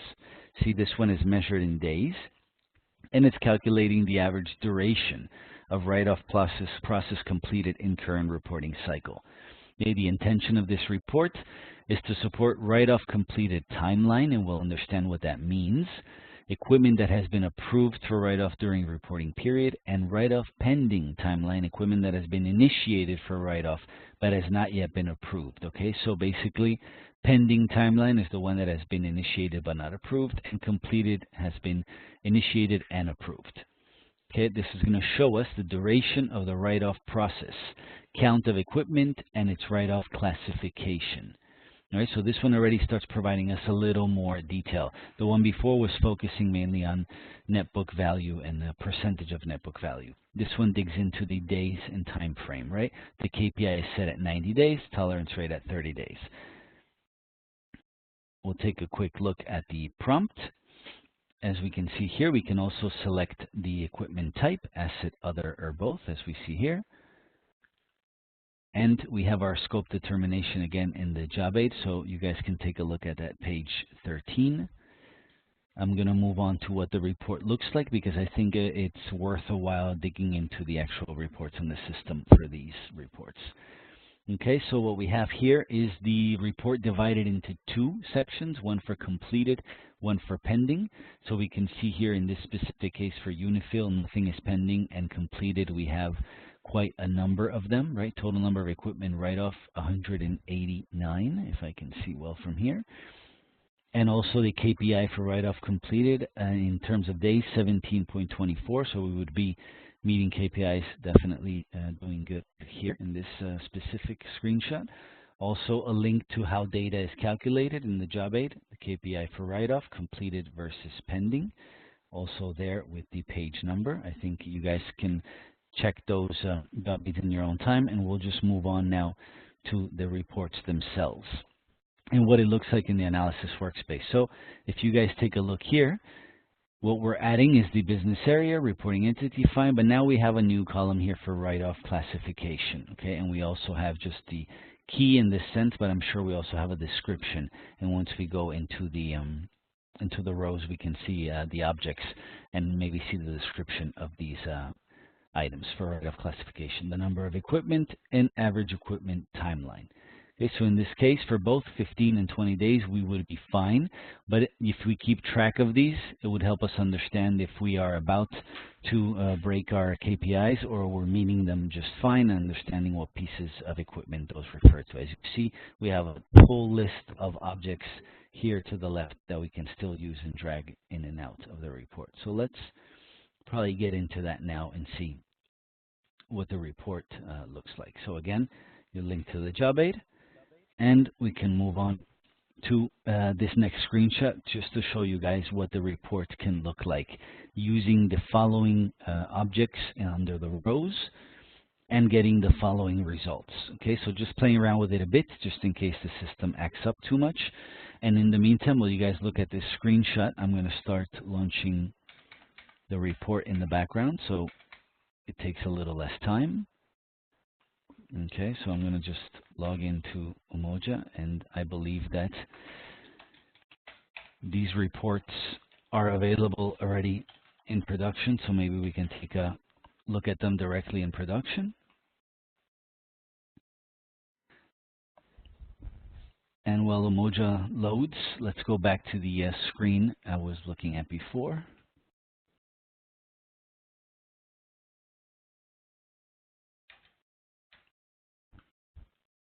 And we'll take a look at our report. Okay, so Citrix is about to go on there for me. So let's take a look at this report while Umoja opens up in production. Right now I have a column for the equipment business area, equipment user status, system status. Always interesting to understand what is the status of the equipment in the system, and the write-off status completed, and also the write-off classification, and a breakdown of equipment and average timeline for this one. Let me go quickly back to Umoja and see if we're almost there.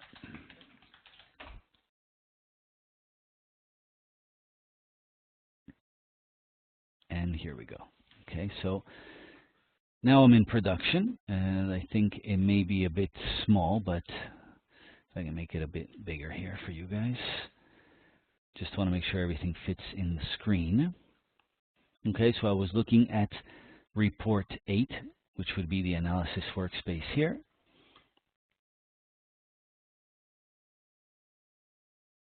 And just playing around with that one a bit. Okay, so before I start populating the prompt, let me go back to the PowerPoint and see, because I have a scenario ready for you guys. And these are two scenarios that we could use for both reports, right? We have one for the commodity manager and PMU would like to report on the net book value of all P&E items undergoing write-off and not yet derecognized for a period longer than 30 days for all business areas under their reporting entity. So if we see this first scenario, what we're talking about here, since it's net book value, we're talking about report number 6. We can check the Web Intelligence Report or Analysis Workspace.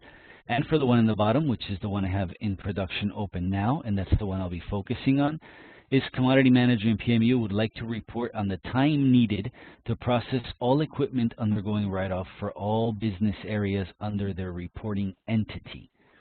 Okay? And the report must show write-off completed timeline and write-off pending timeline. The report must show equipment and user status. The report must show write-off classification. So this would be one of those cases where, to answer the first part of the question, I would go into the Web Intelligence report and show the completed timeline versus the pending timeline. And for the other two, I would go into the Analysis Workspace and show. So let's answer the ones that relate to the Analysis Workspace: equipment, user, and system status, and write-off classification. So it's what we were looking at before, but now we're just doing this live. So we have a chance to add data. In this case, I'm going to write 2018-01, and I'm going to put here 2018-12, so much just a year period here. And our business area, I'm going to quickly add, and I'm just going to focus on this. I'm not even going to go into the reporting entity.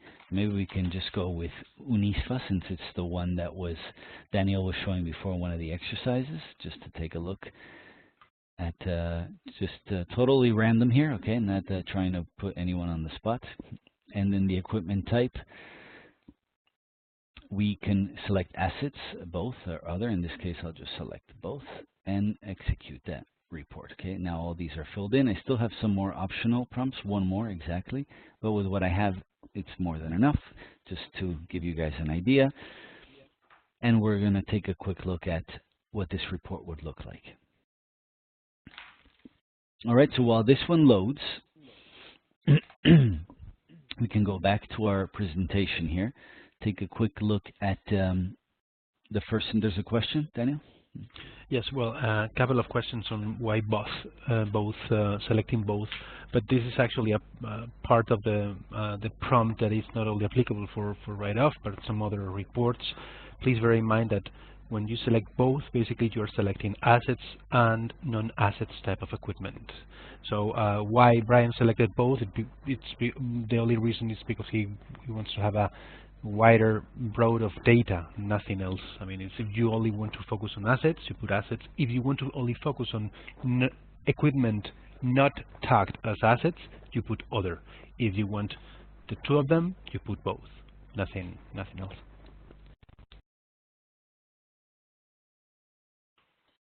Okay, and anyway, fine question. Let's say that you did it by mistake. Again, remember we showed this in the first GDPBI. You would just click on the prompt icon that I'm hovering over here and just change your selection. And now instead of having both, you'll just have the assets. Okay, so you can always make that change later on. You have a ton of objects that you can choose from to understand what you're looking at here to the left. So again, spend some time looking through these objects and seeing what could be very useful for you and what could make your report look better. Some information that I don't need here in this case would be the business area and reporting entity. As I already know, it's just strictly limited to UNISFA. But I may be interested in having the material description to understand what I'm looking at, if it's an asset or not, since I selected both. Also, the reporting entity would be not very useful for us here. Okay, so I was hoping for this to go a bit faster. If it's not the case, not to worry, at least we got a look at this report and some screenshots before. Okay, we got one out of the way.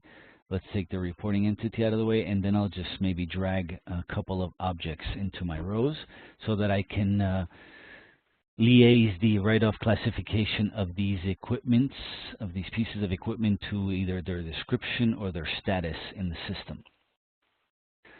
So maybe even we can have a participation here. Maybe somebody can write in the chat what they would like to look at. Maybe we can do a sort of a wish list, and we'll just take one option out of the 95 that could pop up in the chat mainly. So something you would like me to cross-reference here with this write-off classification in this report, and I'll select one of those objects. And if nothing shows up, I'll just choose Yes, one just myself. thank you, Juan, for that. But I mean, we already touched that upon. But please don't be confused. Report number 6 will cover only P&E, property and equipment, which are fixed assets. Report number 8, which is the one that Brian is showing right now, it's covering both non-fixed asset equipment and assets as well. So one report 6 is for all the assets. Report 8 will cover both types of equipment. Over to you.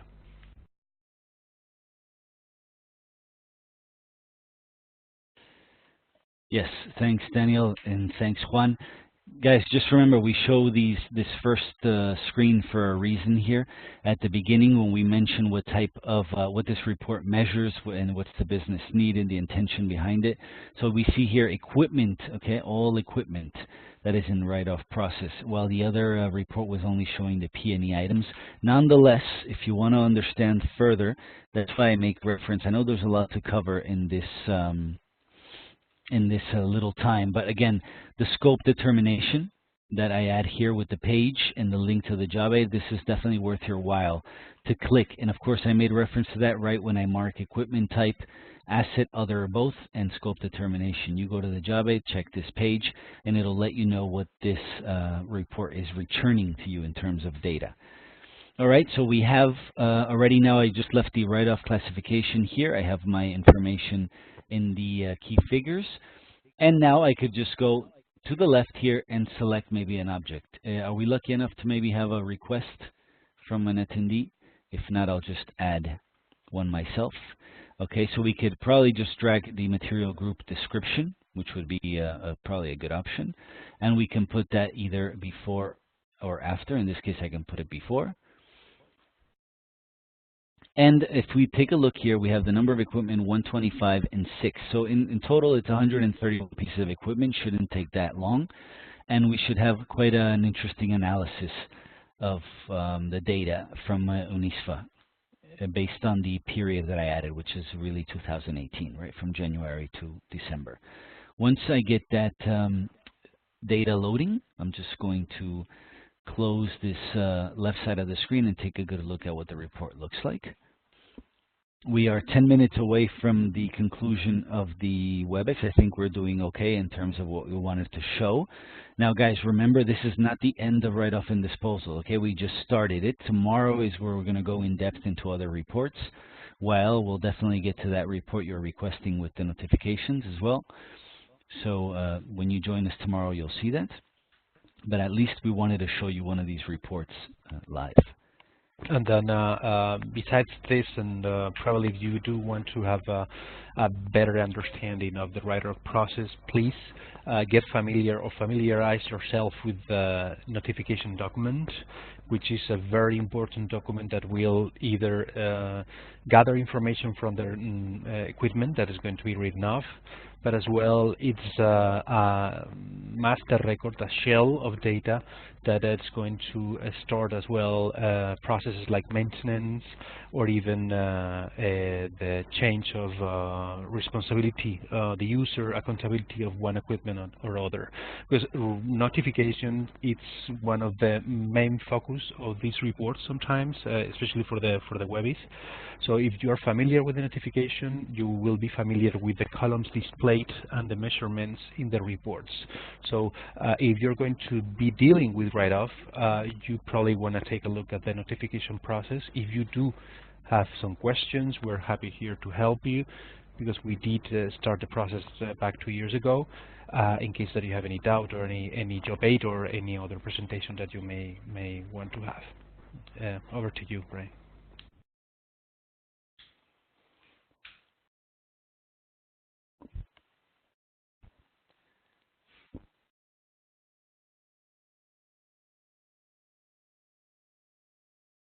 All right, so I'm just taking a quick snapshot of that PowerPoint presentation scenario that I had before, just so we can compare the scenario maybe to the results of the report. Now, maybe I can make it a bit smaller so it fits underneath, and if it doesn't, we can just read it out.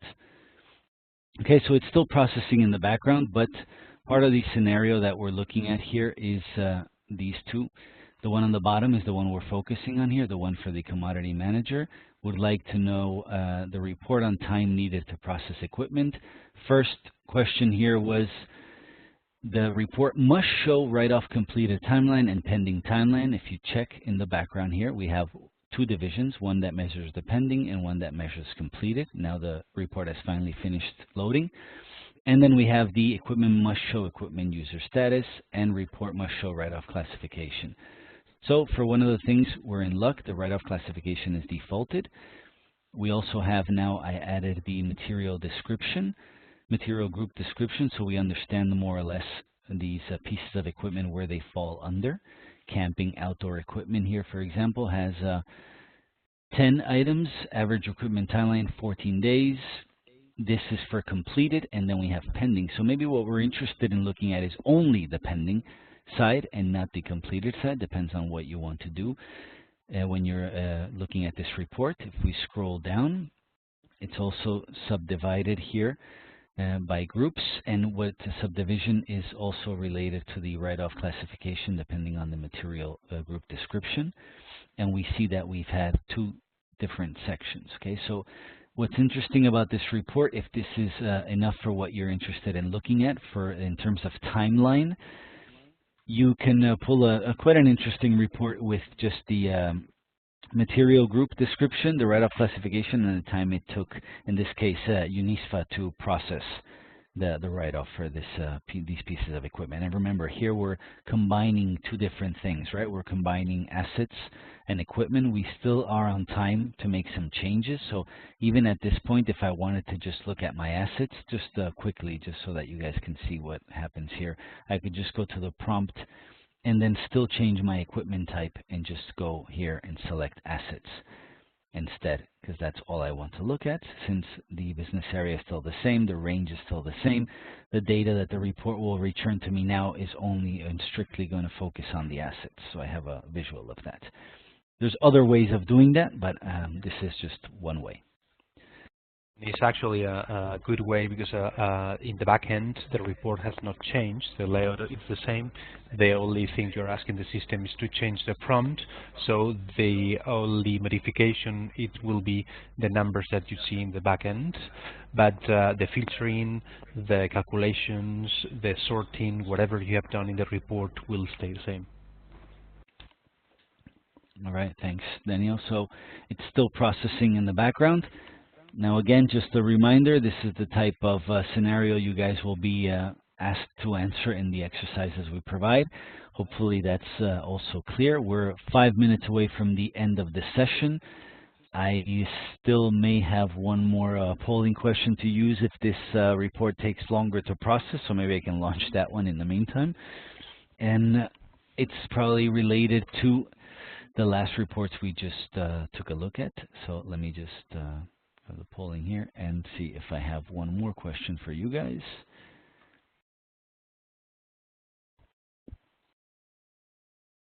And I do. There you go. Okay. All right. So while the report keeps loading, I'm just going to launch the final polling question for today. And just make sure that I'm going to give you guys 3 minutes. So I'm going to be nice this time. Give you guys 3 minutes to take this polling question. So basically the question is, what is the main difference between report 6 and 8? Yeah, quite easy, but I did make some reference to that, so it shouldn't take you too long. Thanks for those of you who have started. And in the meantime, in the background, we have our report here loading.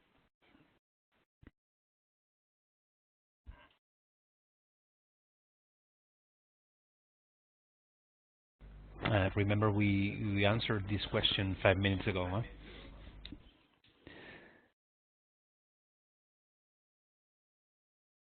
Yes, I see at least, okay, so 51 have not started yet, but exactly, right? That's, oh, there you go, we got our report at the same time. Thanks, Daniel. So while you guys continue with the polling question, which I see 30 of you have finished already, it shouldn't be that complicated. Just pay attention to the wording instead of, unless I'm trying to trick you there. And you guys can see, for those of you who have finished, then now my report is only showing me the assets. For UNISFA for 2018, those that write-off status completed and those that are pending. What's interesting about the results that we get here, of course, the good thing is that the majority of the assets have already been, the write-off process has already been completed, as we can see here, a total of, I believe here, 104 plus the 7 we have at the top here. And the ones that are pending are not that many. Okay, we maybe here we have something to look at. So it's interesting to see why all these are still pending. Okay, so from here is where you guys can dig in further. Okay, I would recommend going back to our objects and start digging into using the objects that would further define what could be causing that delay. It's also interesting to know, probably, I haven't checked in this one, actually. I'm going to do that. See if we maybe have the notification option here. I don't remember if we do. And if we did here, we could just drag and drop it and see. Notification category code and category group. Notification equipment. And we have notification number. So you see, guys, and while this one, since was your question, this would definitely be worth probably dragging and dropping it in here and taking a look at the notification number and cross-reference it here. Okay, so I'll leave that one processing. In the meantime, the polling question is at almost 20 seconds. So definitely these reports are worth your while. So again, remember, for a lot of them, especially for the web intelligence reports, everything seems to be defaulted and given to you. But when you go into the analysis workspace, you have a lot more room to play around with data, and you can cross-reference a lot more data. Even though you're defaulted to the KPIs that this report is measuring, you can add your own objects and then create your own version of this report. But of course, this report will always be focused on measuring certain KPIs and not others. That's why you have to understand the difference between one report and the other. Okay, so the polling is done. I'm just applying the correct answer. 45 of you have answered correctly. 11 plus 3, so 14 of you have not. All right, so still, I expected this one to be 100%. So the correct answer was the first one. Remember, report 6. I probably just cut off, maybe. Okay, no. Am I back now? Or I'm completely muted? No? Yeah, it just disappeared. All right. The audio faded. My other mic, and now I'm echoing. Okay, now I muted the other one, so I should be fine. Thanks, Daniel, for that quick response there. Right, I forgot what I was saying. Yeah, the polling question, thank you guys for taking it. So 45 of you got it correct, 14 didn't. Remember, report 6 measures net book value of items undergoing write-off, while report 8 measures the days it takes. Report 6 is focused on the assets piece, okay? And the report 8 will combine both assets and equipment. So keep that in mind when pulling these reports.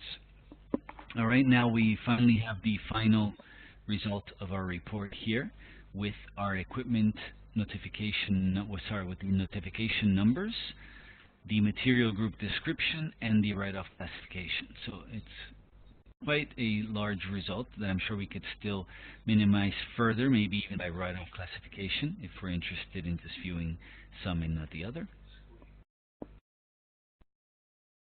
Exactly. So based on who started this write-off, we can visualize this report differently. So we see here we have LPSB and DMS, so we can always maybe split this report into two. We could even maybe drag the write-off classification and make that lead our report, so we know right from the get-go what are we looking at, and we have less subdivisions. But I think basically that's probably enough for today, and we covered the reports we wanted to cover. Any questions in the chat? All right, no questions. So thank you guys for joining us today too. We're probably going to just wait for this report to finish loading so you guys see the final version of the report. And this was just me playing around with it for a bit. If you take some more time back in your mission, you can get other results. Maybe even come back to us and tell us what some of these reports have helped you with. And I'm sure the exercises will be very useful for you guys once you start doing them as well. Here, I'll give you this guy.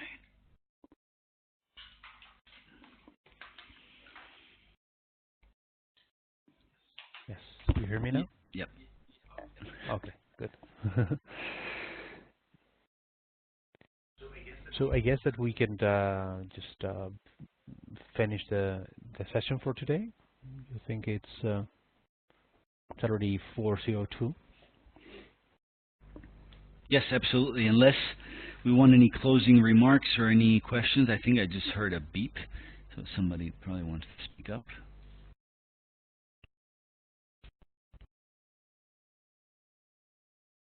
It's Wael again, I believe. Yeah, I guess I'm not sure whether he just raised his hand for more than 2 hours now. So, well, let me just mute you in case that you were asking for the floor. Just give me 10 seconds.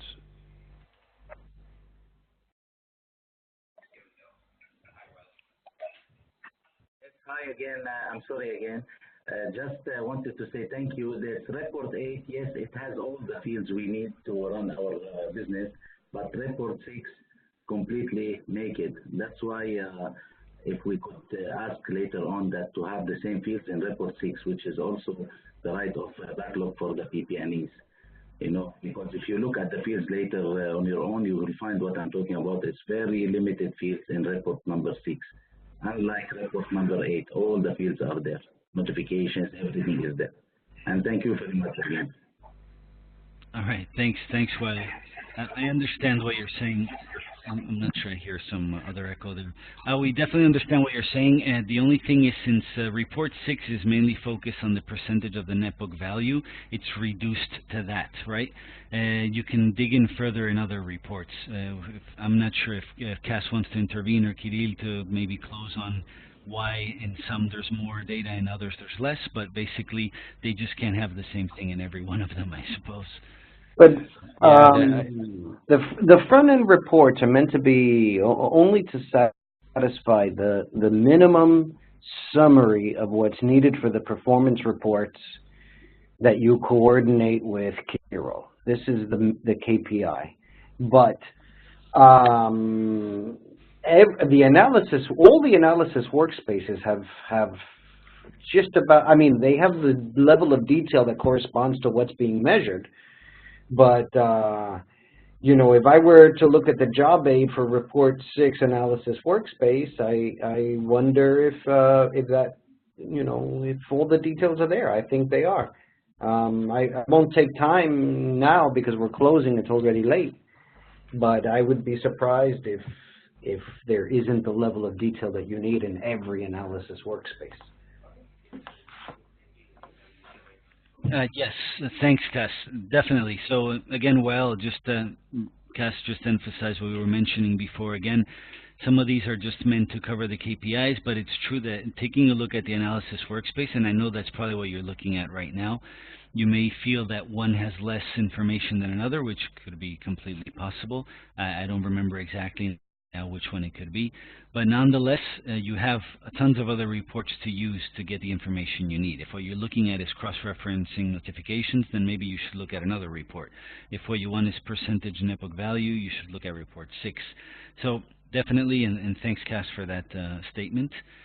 I think by the time it is, we should probably close the session and leave it for tomorrow, unless there's anything else. No, I don't see any more questions in or comments in the chat. Thank you very much, Cass, Kirill, our RDM colleagues in Valencia for the support. There is one pending session for tomorrow that it's meant to be resuming the process of write-off. It's still for a while. You have report number 27 and an analysis workspace for write-off and disposal only for this, with plenty of items to drag and drop and see the granularity and drilling down only for write-off. So just wait for 24 hours and you'll see more information on that. And hopefully we'll have time to do a bit of a wrap-up and a Q&A session.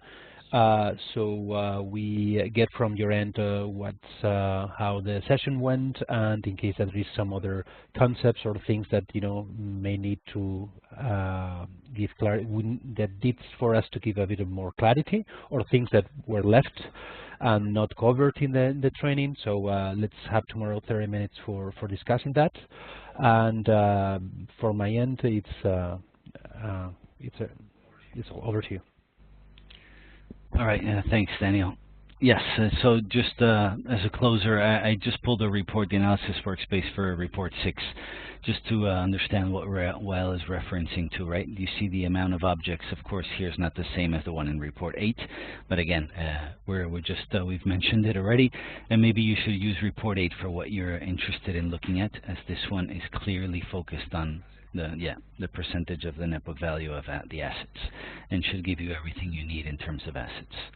Yeah, if I could just intervene, to Wild's point, he is right. I just opened up the job aid and it's not. But I think this has to do with the fact that we were using an existing data source. It's not one that we customized. But again, yeah, the 8 or even the equipment would provide more level of detail then. Remember that the notification number is also in the inventory number of equipment records. But okay, so yes, the point is 6 does not have the level of detail as 8. Okay, over and out. All right, thanks, Cass. Okay, so guys, that's it. Thank you, guys. We'll see you tomorrow, and we'll close the session for today. All right, thank you guys for being there. Thank you. Bye.